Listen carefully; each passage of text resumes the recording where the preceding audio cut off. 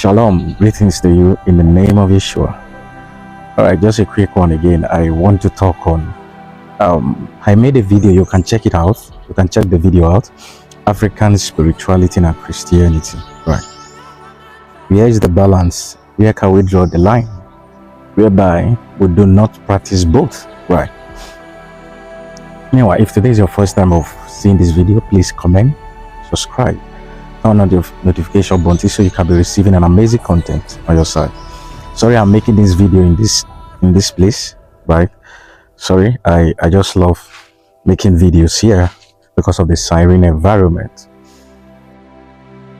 African spirituality and Christianity, right? Before the popularity of Christianity in certain part of Africa, there was already an existing spirituality that was practiced, that the African people practice. And that spirituality include how they see the universe around them, how they see the cosmic realm, how they relate with nature, and how they see nature as an extension to a different world entirely. So they see a tree not just as a tree, they see the blessedness of a tree to the nature and to humanity. So they use it as an access, right, to divine either inquiry or divine knowledge or divine ascendancy. It means to ascend beyond the physical world.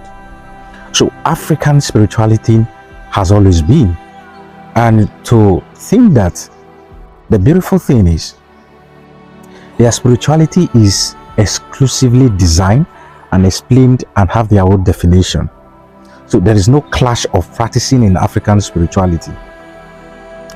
So like the Yoruba people, they use the Ifa process of inquiry, right, as a means, the process of inquiry as a means to get divine feedbacks and all of that. In several African society like the Igbos, you will see all kinds of systems that were put in place to checkmate their spirituality, right? But the question is, was this spirituality a perfect tool, right? A perfect tool for human capital, one, to develop humans? Was it a perfect tool that brought their heart, that harnessed their heart with peace? First of all, were they peaceful? Were these practices peaceful to their soul? Did they see them as the ultimate solution to the cravings of their heart? Because some of these practices were bettered because of their curiosity to understand the universe. Their curiosity, sorry about that. Their curiosity. Yeah, so sorry about that. It was their curiosity to understand the universe, right, that brought about the several medium of inquiry. So there are different factions and different practices. Like you see the white witches, you see the voodoo priests, quite different from the white witches, right? The white witches quite different from some who are healers, right? So there is division within the practices. But was it the perfect practices for the African man? That's the question. The question is no, because even in their practices there was division. Even in their practices, there was clash of interest. Even in their practices, right, they were not able to come to that divine knowing that comes with peace. So they were not able. So most of the times, what they were doing was just, I would call it a guesswork, but they weren't certain. They weren't certain of their afterlife most of the time. They weren't certain, most of them. So to those that will be named ancestors are those that behaviorally or morally they assume a kind of a character trait. Morally speaking, people have felt them to be people who were behaved in the society, and then most of the time they deify them as ancestors, right?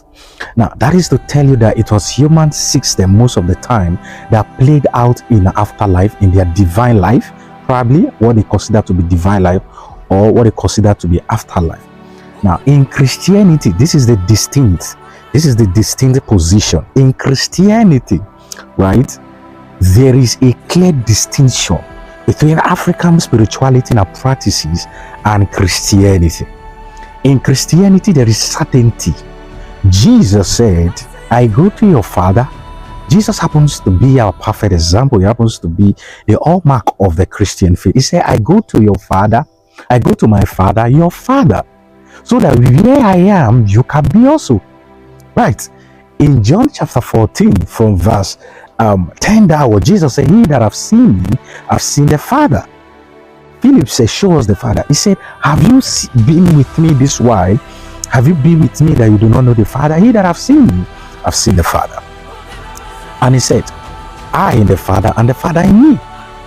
Right. So there is certainty. Jesus, the ultimate picture of our faith, was so certain of what his mission was and what the divine life is, and after now, what will guarantee us the divine life, which is quite different from African spirituality, right? Because there is a life after now. There is a life after now. And Jesus happens to be the only way, the only medium to access that divine realm of eternity, as the case may be, because he spoke of it extensively beyond every other practices. I know a lot of Christians still practice African spirituality. Some of them call Jesus by the day. They go to the native doctor at night to practice African spirituality. A lot of Christians, a lot of pastors still do that. Now, what you are doing is that you are setting yourself up in such a way that you will be trapped within this realm. You will be trapped within this realm, and your coming generation will be trapped unknowingly. Why? Because there have been a clash of belief, a clash of worship, and a clash of practices. And the greatest trap that man will ever avoid is the clash of practices and religion. It's deadly, it's poisonous, it's more than a venom of the most deadliest snake. It's poisonous in nature. So you must distinctively design your position, right? When it comes to marriage, when it comes to practices that has to do with your disposition to your family clan and all of that, your position must be made known. Because African spirituality is deeper than what we can imagine it to be. Right. Thank you so much. Shalom, shalom. If today is your first time again of seeing a video, click the like button, subscribe right after watching. Thank you so much. Bye for now.